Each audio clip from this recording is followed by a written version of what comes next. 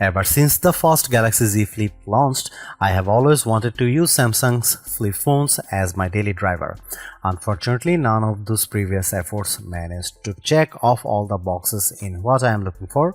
Well, that's until now. Samsung gives the Galaxy Z Flip 7 much more attention than the last few models, and in doing so, it finally meets all of my criteria. As much as the Galaxy Z Fold 7 has its perks, like its 200 megapixel camera and insane thin design, I still think the Flip 7 has the better value and utility to make it the best affordable phone you can buy. There's a lot to unpack aside from the aesthetic changes, but I'll explore all the new additions and Galaxy AI features in my Galaxy Z Flip 7 review. After using the latest Flip for a week, I am convinced it's what all other flip phones should strive to become. Given how last year's model received a $100 price increase, I am relieved that Samsung has kept the Galaxy Z Flip 7 at the same price of $1,099 US. This undercuts the more expensive Motorola Razr Ultra 2025 while delivering more utility. The starting price comes with 256 GB of storage, while the 512 GB model will set you back at $1,219 US with both versions of the Flip accompanied by 12 GB of RAM. At the moment, you can choose from 4 colors: blue shadow, jet black, coral red and mint. That's fewer colors than Samsung offered with the Z Flip 6, but I hope that changes over time. From a cursory look, it doesn't look like Samsung has done much to change the design of its flip phone with the Galaxy Z Flip 7. It still has flat edges that dig into my hand, and it's really tough to open one-handed, but that changes that are there are certainly welcome.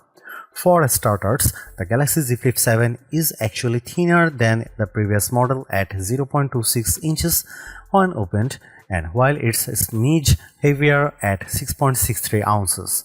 That's a warranted given how the Galaxy Z Flip 7 has much larger main display now. Foldable phones have a reputation for being fragile, but not the Galaxy Z Flip 7. Just holding it in my hand, it feels incredibly solid and it manages to retain the same IP48 rating as before with its new armor frame aluminum design. Smudges don't appear as bad because the Flip almost has a matte-like finish, but it is not prone to the usual scratches. Samsung also says the new Armor Flex hinge is smoother and more durable, but there's still a crease on the Galaxy Z Flip 7's main display. Luckily, it's not as noticeable when watching videos and stuff, but I do like how it isn't as deep as the crease on the Galaxy Z Flip 5 from 2 years ago. I wouldn't say the design is as attractive as the Motorola Razr Ultra, but I am most happy about the flex window display changes.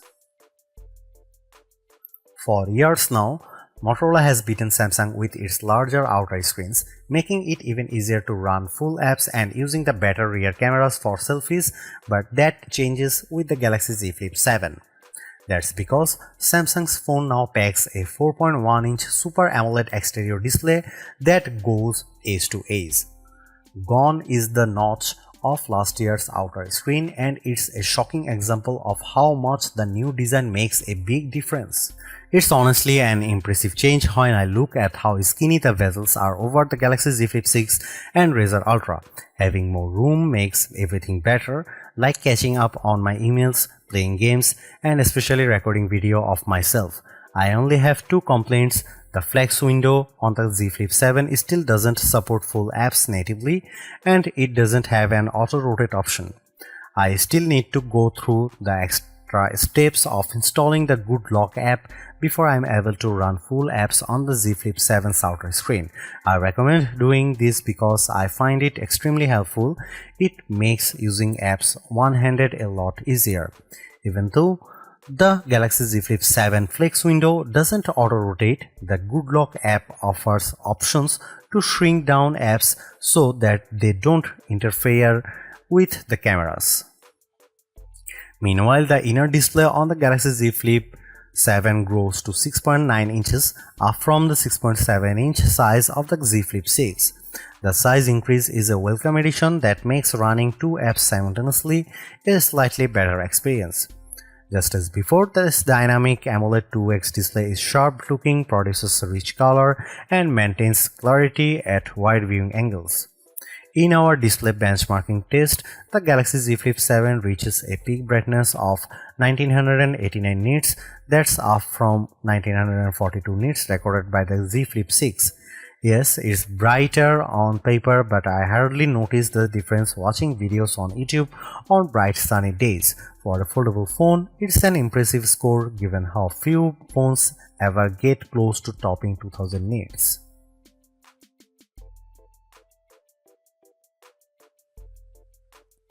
Sadly, Samsung doesn't give the Galaxy Z Flip 7 any big upgrades like what it does with Galaxy Z Fold 7. I am disappointed for sure because the Galaxy Z Flip 7 specs hint at the same exact cameras as before, a 50 megapixel main sensor, 12 megapixel ultra wide and a 10 megapixel selfie. Even their apertures are identical to the Z Flip 6, which leads me to suspect that any improvements will be driven largely by the phone's updated Pro Visual engine. However, I will say the Z Flip 7 is the best camera phone for creators due in part of the utility of its flex modes. When you shoot photos and videos as much as I do professionally, you will appreciate how these modes make it much easier to get the shots you want. Samsung offers the most robust camera software out there. The Z Flip 7 has everything I want like manual video controls, portrait mode, LOG recording, and much more. These are tools much like on my mirrorless camera, making the Z Flip 7 the most versatile camera phone around.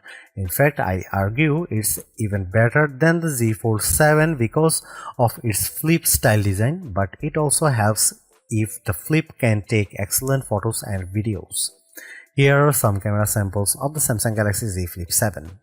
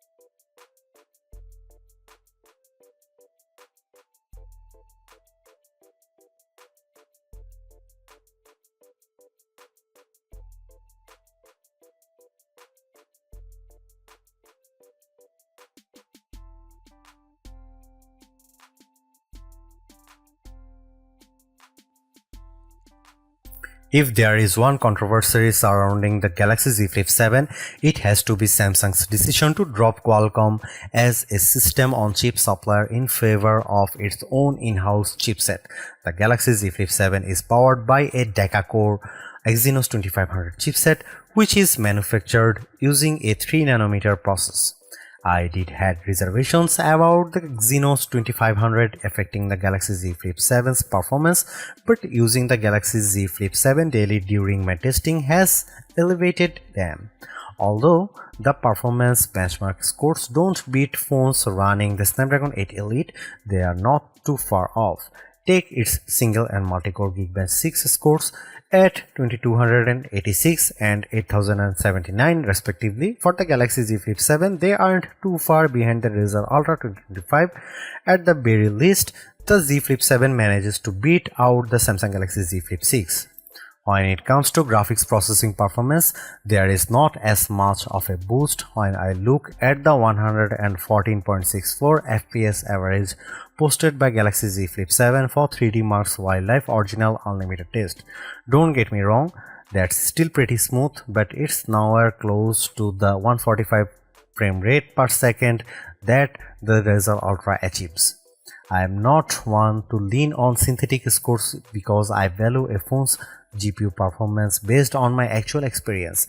After putting in some playing time with Age of Origins and Diablo Immortal on the Galaxy Z Flip 7, I barely notice any major differences compared to gameplay on the Razr Ultra. Spells that I cast in Diablo Immortal don't drop the frame rate of the game, while larger battle sequences in Age of Origins don't shatter either. However, the Exynos 2500 is laughably slow at rendering video. With Adobe Premiere Rush, it takes more than a minute for it to render, where the same task for last year's Snapdragon 8 Gen 3 powered Z Flip 6 took 43 seconds. That's a big difference that's tough to explain, but it could come down to how the Exynos 2400 is optimized specifically for video rendering.